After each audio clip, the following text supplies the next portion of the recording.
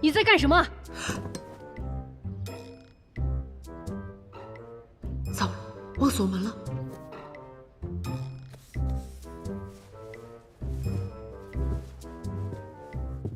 周月，没想到你藏了这么大个秘密。秘密？什么秘密？你瞒得了所有人，瞒不了我。你听我跟你解释。这是什么？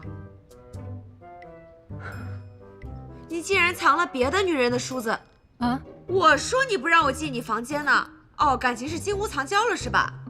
周月，你太让我失望了。你想什么呢？男人就不能梳头吗？那梳子是娘送我的。啊，原来是一场误会呀！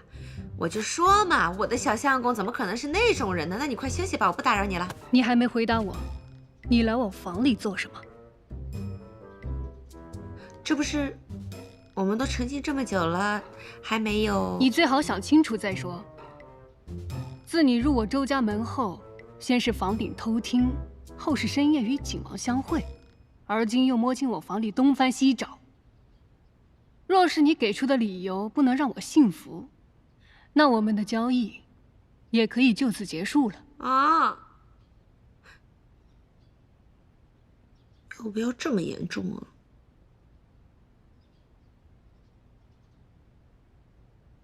那你让我说也行。你先回答我一个问题。你说，齐章是你表哥，那为什么在铜雀楼的时候你要装不认识他？你们两个有什么秘密？还是有仇？都没有。真的？当然，正是因为什么都没有，所以我才不在意他为何接近你。而且，他明摆着不想公开身份，我又何必戳穿？看着小相公的表情，倒也不像撒谎啊。告诉他也没什么吧，毕竟不说的话，我就要被扫地出门了。你来我房里是为了景王？嗯。所谓何事？这个。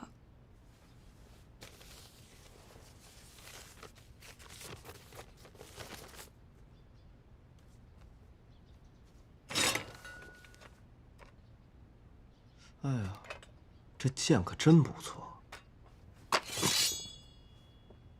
可惜了，在这周家，只能当个摆件。谁说一定要手持刀刃利剑才能杀戮了？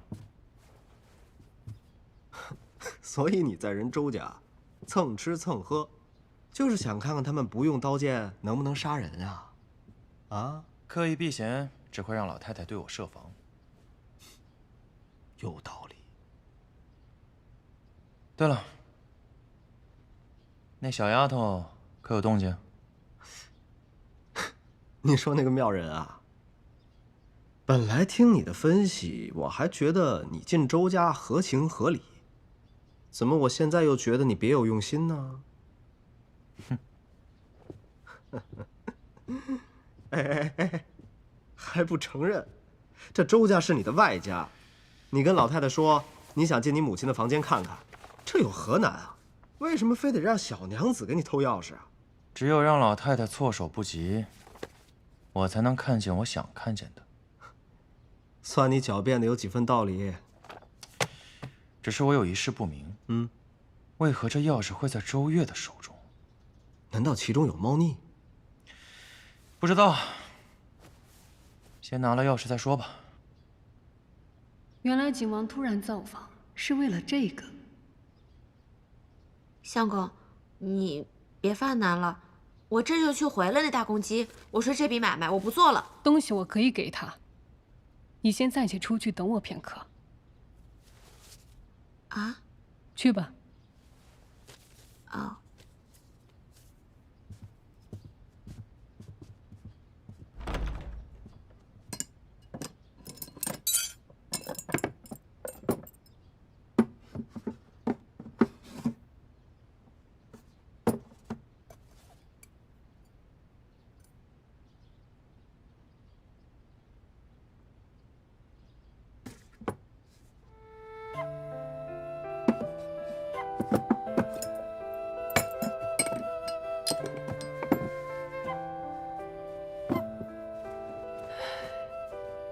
阿宇，哎，你过来坐。啊，过来。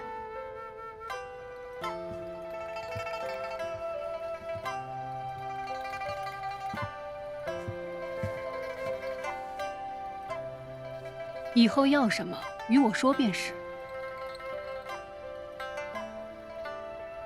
真的？相公，你的意思是不可自诩，对吧？我明白的，明白了。你与景王，相公，你要是还介意我跟他的买卖关系的话，我立马就去断了。总之，你们两个，我选你。我不是让你做选择的意思。你我本就是假扮夫妻，我也没有权利让你放弃自己的利益，还有感情。我跟那大公鸡啊，相公，我跟他真的只是买卖关系。我们两个之间除了金子，那就是银票了。除此之外，绝无其他。真的？真的。相公，你是不是吃醋了？是不是对我这个冲喜的媳妇儿日久生情，情有独钟啊？又胡说！拿着你的东西，快走吧。哦，对，那个大公鸡还有规定时间了呢。那我去了，去了。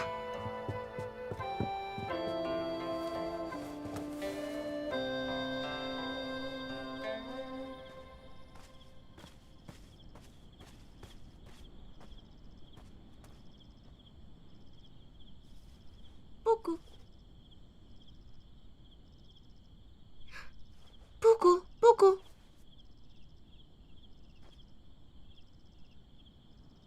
布谷，我冒险来送钥匙，居然还失信于我，假钱。东西还没给本王，你要去哪儿啊？你什么时候来的？一直都在。那你刚才为什么不回应我？你是鸟，本王又不是鸟，怎么回应你？暗探街头，不学鸟叫，学什么叫啊？你要让我大喊“景王殿下，你快出来呀！你让我偷的东西我得手啦！”这样。反正周家也不敢对我怎么样，至于你，倒可以试一试。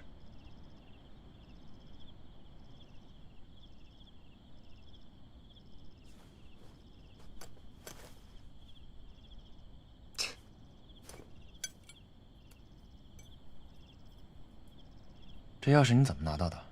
当然是出卖色相。恶心！干嘛啊？这闺房乐趣、人伦之情，怎么又成恶心了？大庭广众，污言秽语，竟然还炫耀，羞耻心呢？这不就我跟你吗？还不怕你知道？我相公现在被我是完全迷住了。这不吗？听说我要来拿钥匙，直接给我了。被你迷住了？这是他主动给你的？对啊，我相公现在对我那是有求必应，宠爱有加，言听计从。本王劝你不要得意的太早，小心乐极生悲。我怎么会乐极？干嘛？我话没说完。恶心！让我当暗探还不够，自己跑周家来，我倒要看看究竟有什么秘密。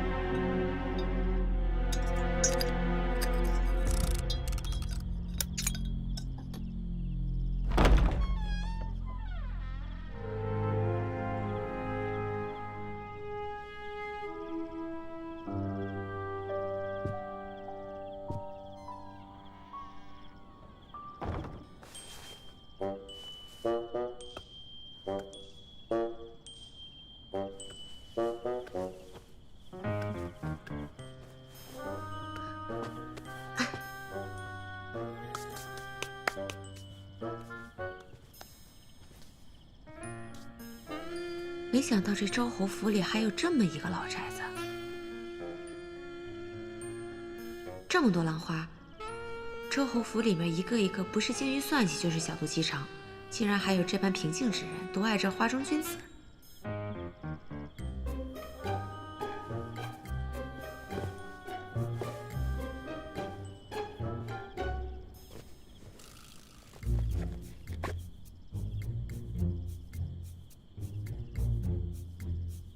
他这是怎么了？这是谁的房间？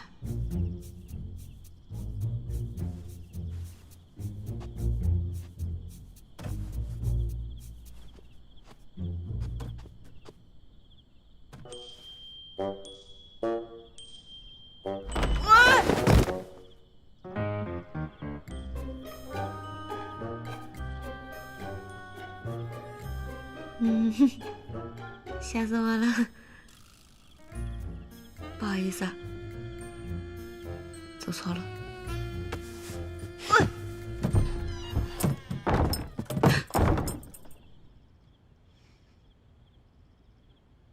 你跟踪我？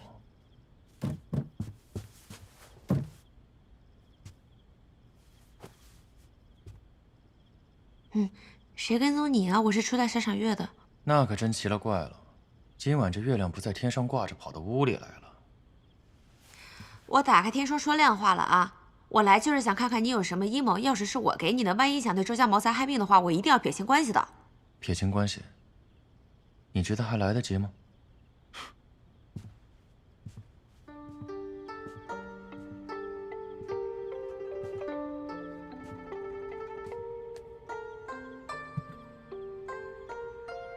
没说让我出去，应该就是可以跟我去看看吧。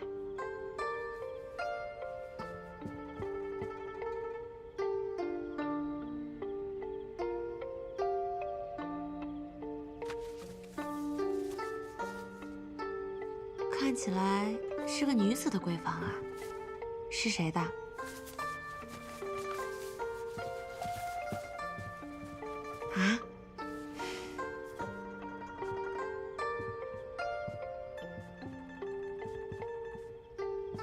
还有钱？别动！这么紧张？莫非是你意中人的房间啊？默认了。让我猜猜啊，一定是你与周家哪位女子相恋，然后呢，以当时的你无兵无权又没钱，于是就遭到了周老太太的棒打鸳鸯，所以对她一直怀恨在心，对不对？又默认了。难怪你搞价收买我，让我靠近周老太太身边，为的就是伺机报复，是不是？他如此凝视我，肯定是被我惊人的才貌给镇住了。天下竟有如此愚笨之人，还不自知。想必你与那周家女子一定是爱得死去活来。别猜了，这是我母亲的房间。先景王妃周幽啊？是的。那我也看过，《盛世红颜》这话本里说过，大齐百年盛世红颜，周家女嘛。你这都是从哪儿听来的？这么火的话本，谁没看过？虽然嘛，后来是让官府给查了，不能再唱了，但是也是风靡一时啊。说的是太傅的独生女，皇上的青梅竹马，最后还险些做了皇后。什么青梅竹马？我外祖父曾经官拜太傅，是当今皇上前几时的老师，所以他们见过几次面，但也仅是几次而已。所以不要再乱传了。也不是我传的，你这么凶我干嘛呀？这个你能不能？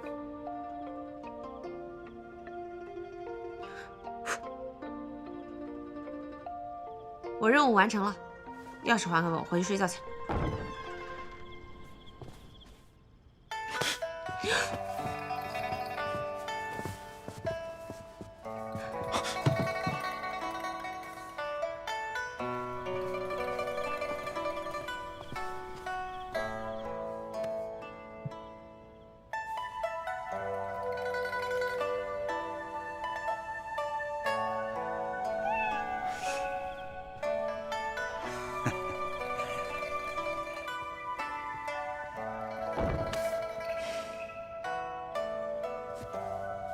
跟你八字不合，每次跟你遇见都能徘徊在被发现的边缘。切！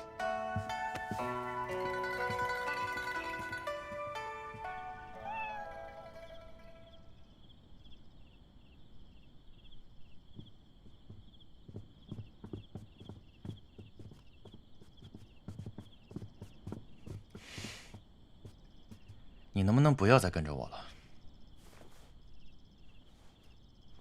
双倍酬金。以本王对周月的了解，既然他愿意主动交出这把钥匙，肯定是看在本王的面子。所以这单生意，本王只能给周夫人一点点跑腿费。你摆我一道。做人不要太贪，小心跟老太太一样，贪字变成贫字。还有何事？我特别好奇啊，你跟老太太到底什么仇什么怨啊？之前拿我相公捐了半副身家的事情，已经给他气个半死了，还不够啊？不够。什么意思？1000两。凭什么？你给我1000两，我帮你出气。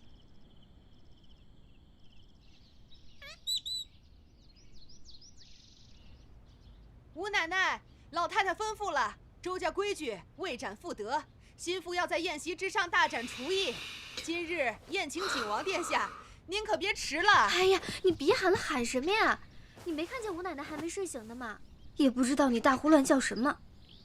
这都日上3竿了，谁家心腹睡到这个时辰啊？这也太不像话了。让你小点声你就小点声，管那么多干嘛？真是，我正愁没机会呢，这是你们自己找上门的。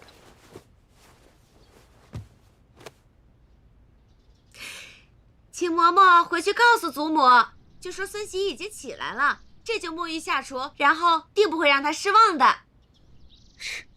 这么痛快，转性啦？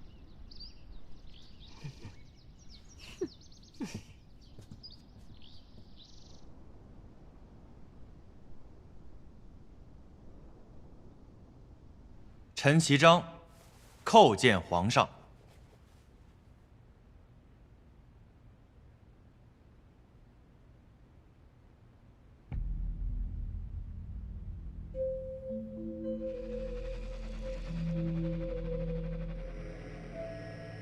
皇上，皇上，平身。谢皇上。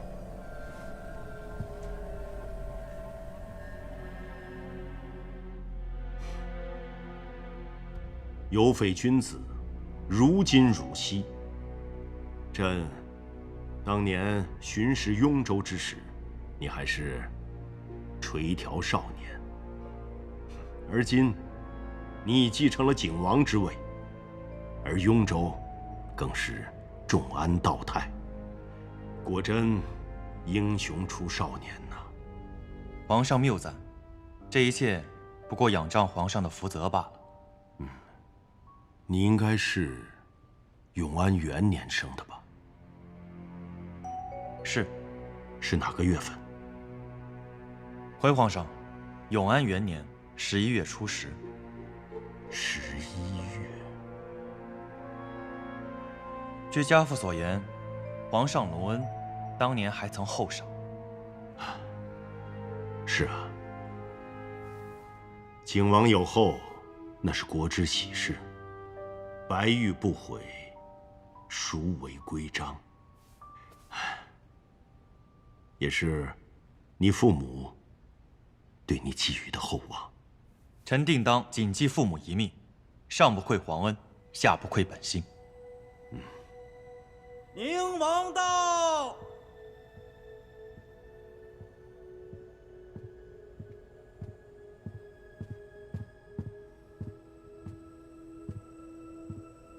臣弟拜见皇上。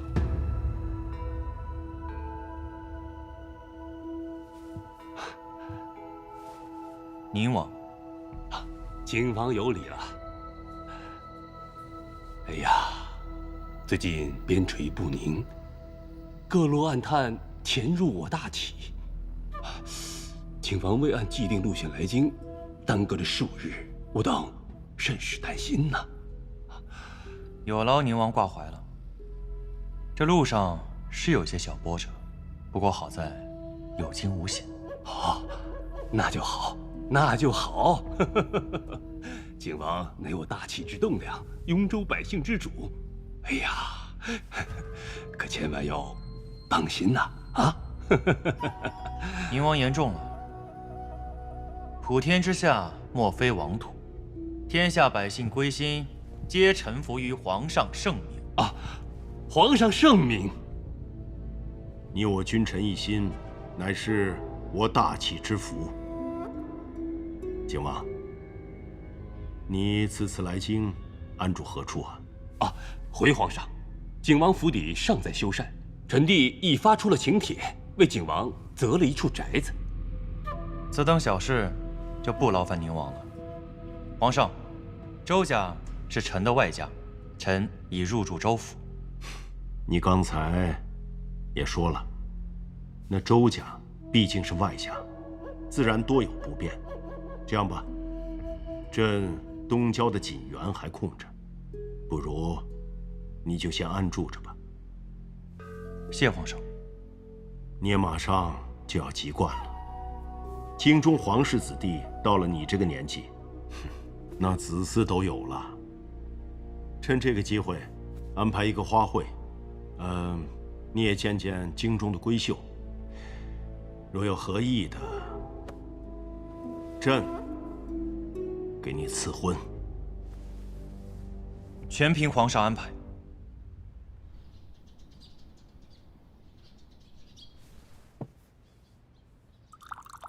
皇上为何要问你生辰啊？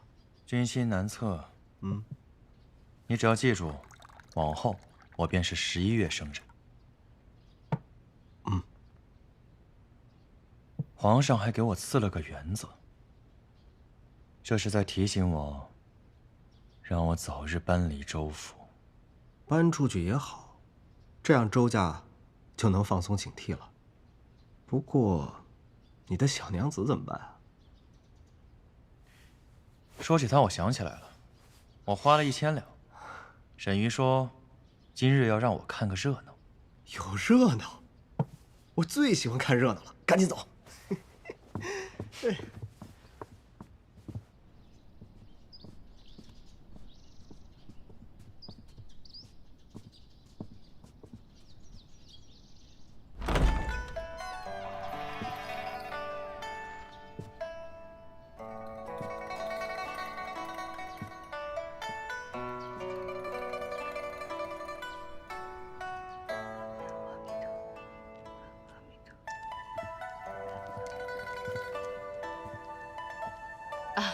皇上，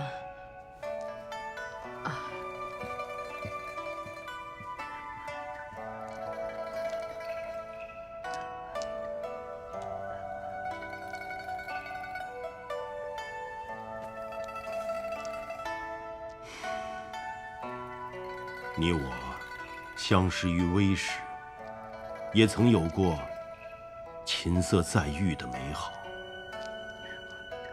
为何你现在对我一直如此冷淡？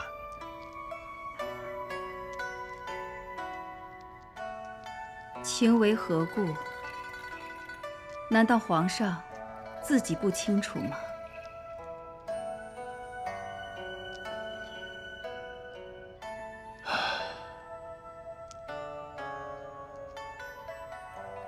好，那我最后再问你一次，齐章是不是我的儿子？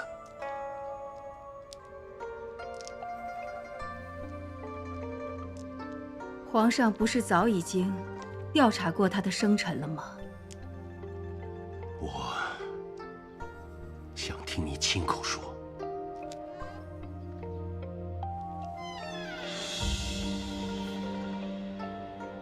章儿是我与先夫之子，皇上多虑了。哼！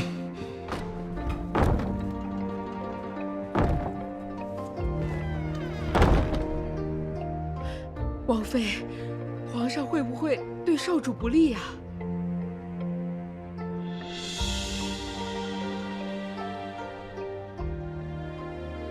多情必致寡情，任性终不失性。他不会的。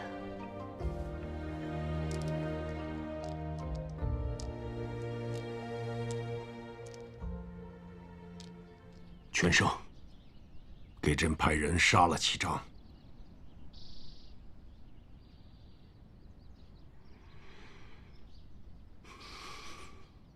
你为什么不劝朕？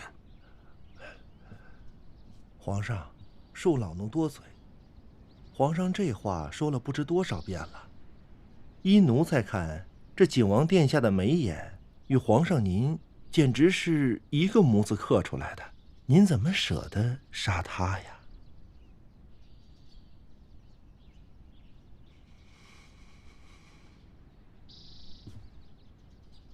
一个模子刻出来的吗？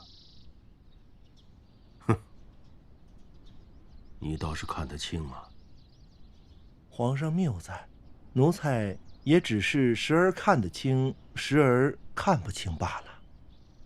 那你今日看不清什么？奴才以为这宁王平时与景王殿下也素无来往，可是今日为何如此关心？许是这皇亲血脉导致让宁王如此挂怀呀。宁王之心，朕如何不知？那自然，这天下之事，就算藏得再深，也逃不过皇上您的眼睛。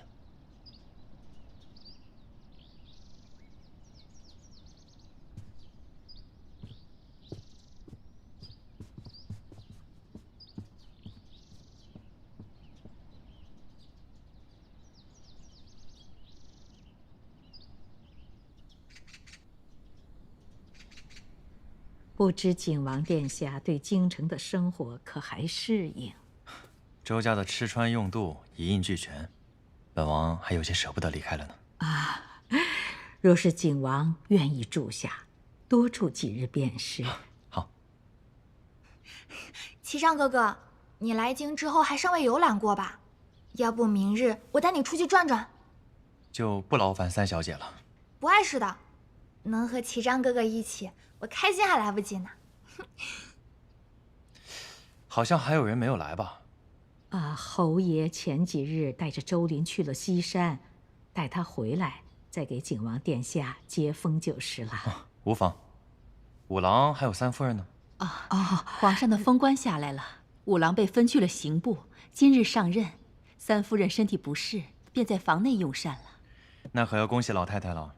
这五郎去了刑部，拥有了实权，到时候闯出一番天地，这周家的门楣可能还要靠他来振兴啊。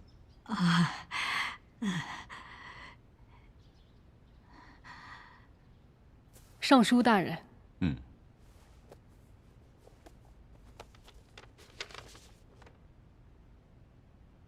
好，周郎中果然是一表人才。我刑部以后的重任，还是会交给你们年轻人的，你可要多多努力啊！谢大人鼓励。给你介绍一下，这两位是赵郎中和钱郎中。两位大人，有礼了。啊，有礼了。阿月，你真来刑部了，太好了。高大人，你们二位熟识？那便好了。高侍郎比你早来1年，有什么问题的话，你可以请教他。大人请放心，我与阿月关系匪浅，我必定将我毕生所学全部传授于他。虽然他这天资方面较我而言稍微逊色了一些，但是只要肯花功夫，还是有前途的。好，高侍郎好像刚接了一个案子。周郎中，你若方便的话，可以与他一起办案，正好熟悉一下咱们刑部的办案流程。方便。阿月刚来京城不久，也没什么朋友，肯定能参加。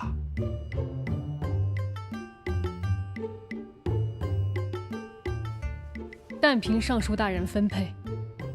好，去吧。说起五郎啊，你娘生前和五郎的父亲最为要好，你们两个可不要生分了才是啊。还有这种事情呢？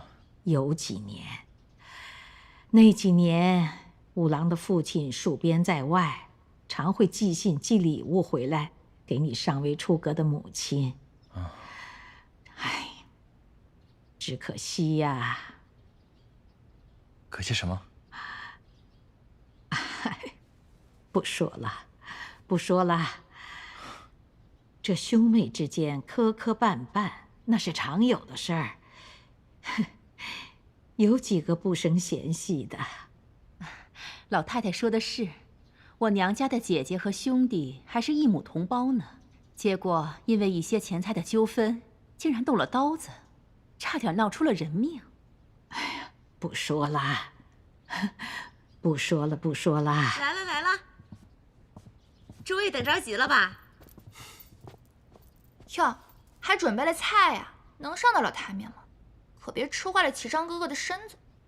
三妹妹，你说的太对了，所以呀，我只能发挥自己的专长，给每个人都准备了一份药膳。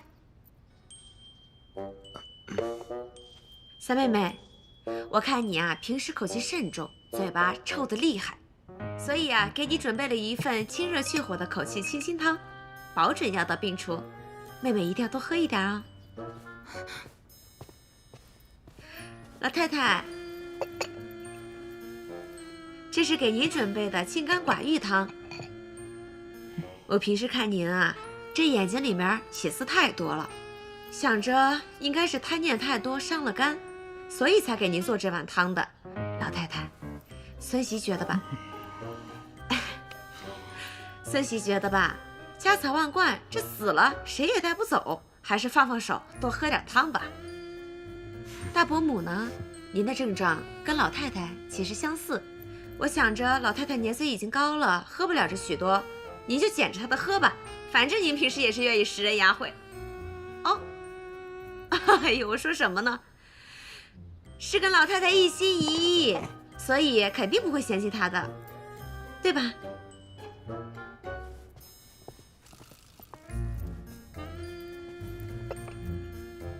这2份是给殿下，还有韩先生。哎，那我这份可也有名字？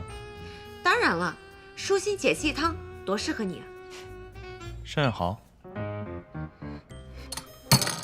不吃了。什么药膳，装腔作势，一派胡言。你这孩子又闹脾气，刚才还说陪殿下出去逛逛，你若这样，谁还敢与你出去？我和齐章哥哥一起，不会这样的。好啊，我在这给你出气，你竟然要跟周一慧相约闲逛。来尝尝。我突然想起来，我这药膳里面加了荠菜，对肾虚之人呢，还是少服用比较好。殿下，你还是别喝了。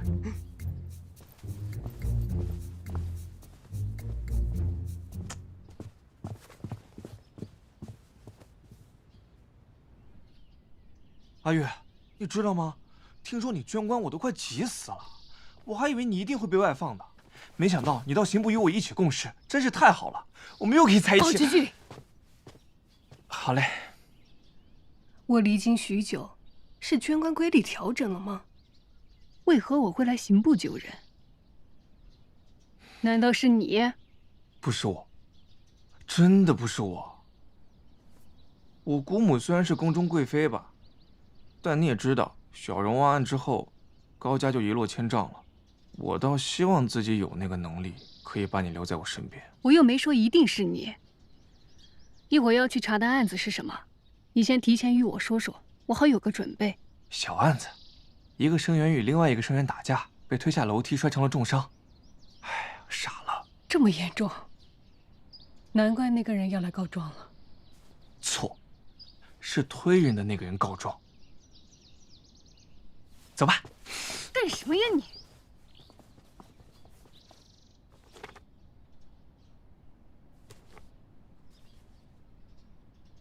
何意啊？我们的交易到此为止吧，可以结束了。为何？周家是你外家，那周一慧跟你眉来眼去的，你雇我当什么安探呀？你直接入赘到周家多好呀！你别说是一把钥匙，你整个周家都是你的。怎么做是我的事情，你只管拿钱办事。你这钱我不赚了，我不玩了。行了，到底是何原因？万一你这个我看上周一慧那个绿豆了，她以后也成我东家，我未来这日子我过不过了？就因为这个？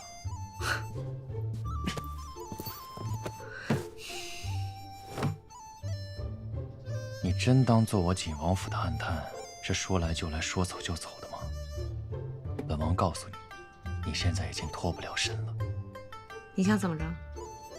方才众目睽睽之下，你说本王有肾虚之症，让我很不开心。现在，你要么为本王继续做事，要么赔钱。不可能！忘了告诉你，本王从不给活人第三个选项。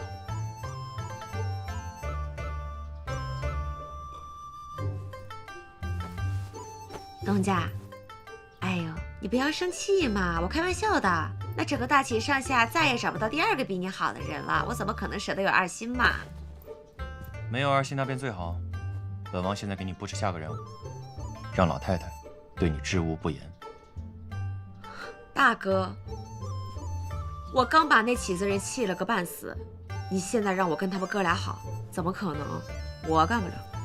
这么说来，你还是选择了第三个选项。我尽量吧。那还愣着干嘛呀？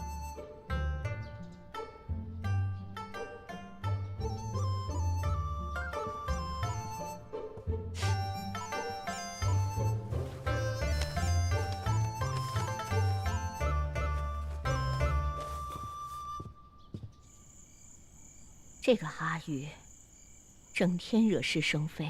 今天我又听说他把上房的人骂了个遍，我担心他早晚有一天会闯祸。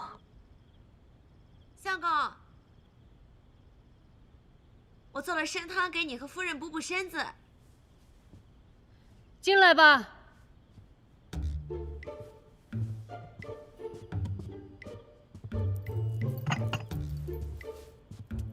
阿宇，你有什么事吗？相公，我想出去做事。为何突然要去做事？我不想总是依靠着相公生活了。再说侯门公府里，我又没有娘家撑腰。我想着，我要是自己能谋一份营生，也算给自己挣一份尊严。可你毕竟是周家的五少奶奶，若让人知道你在外做事，传出去怕有失体面。我在家里留着也无所谓啊，关键是，我怕给相公还有夫人惹是生非，闯大祸。哎，阿鱼说的倒也有些道理。哎，只可惜我又不能做官，要不然我也想去刑部那样的地方，够气派，这样又能避开上房，也不会太丢人。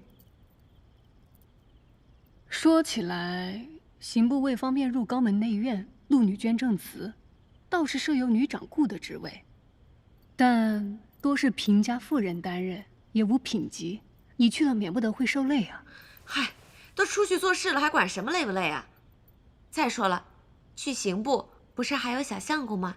这样也算夫唱妇随。那我试试吧。太好了，终于能进刑部接触卷宗了。难道真是周老太太故意将你母亲之事指向三房？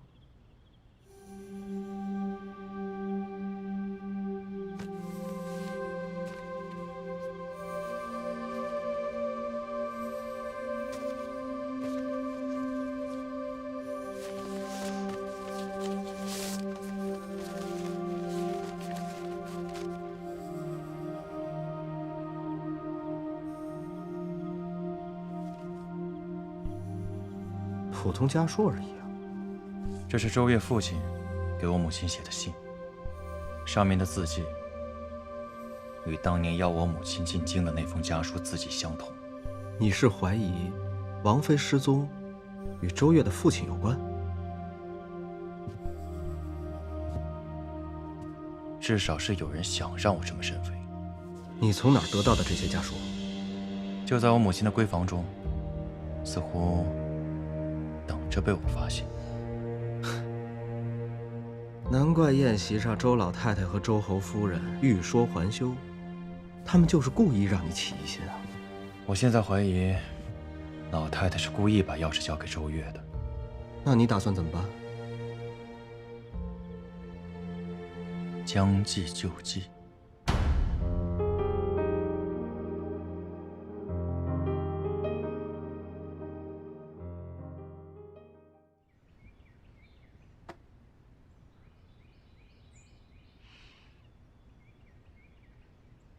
整天这么半死不活的，岂不是要呆傻了？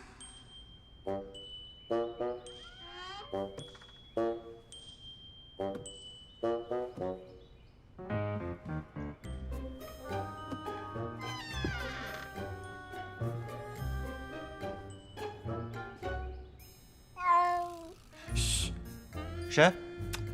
都怪你，回头把你炖的生猫肉。你为何如此恶毒，竟要为难一只猫？放心吧，炖了你，我也舍不得炖了他呀。你每天吃的肉都是他辛苦找来的。你说什么？他每天辛辛苦苦找的肉，自己舍不得吃。哎，山中野货可是大补，吐了可就浪费了。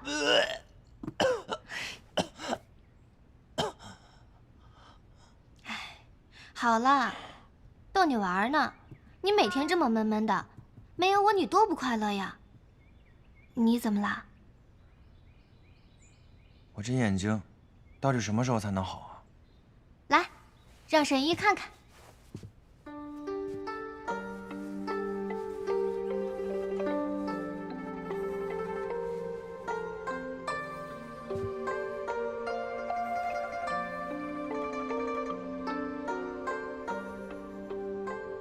怎么样？为何我还是什么都看不见啊？说话呀！啊，可能是药效还未奏效。走吧。哎，去哪儿？一会儿你就知道了，快走。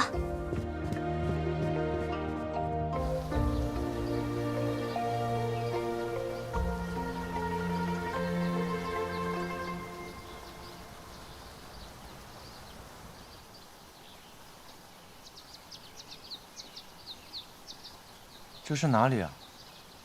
你听，这儿的地气有助发挥药效，让你排出毒素。医术不精，花样倒不少。医术都是多余的，万物自有缘法，相生相克都能治病。我师父说的。你师父究竟是大夫还是方外之人啊？既然你这么好奇，那我也不怕告诉你了。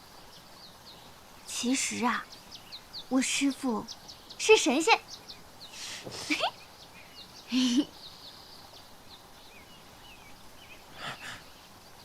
我好像能看到了。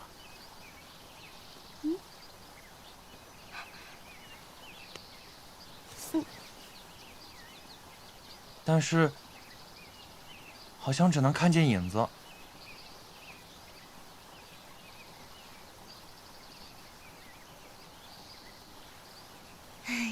恢复的还不错，等我回来了，你怕是就要好了。你要去哪儿啊？过几天就是中秋了，我要去集市买大闸蟹。什么是大闸蟹？不会吧，小瞎子，你难道连大闸蟹你都没吃过吗？没想到你看起来还算体面，居然连大闸蟹是什么都不知道。放心吧，等我回来，咱们就有大闸蟹吃了。谁要吃你的大闸蟹？你最好再也别回来。你你这人什么臭脾气啊？不识好歹！哼！哎，喂，哎，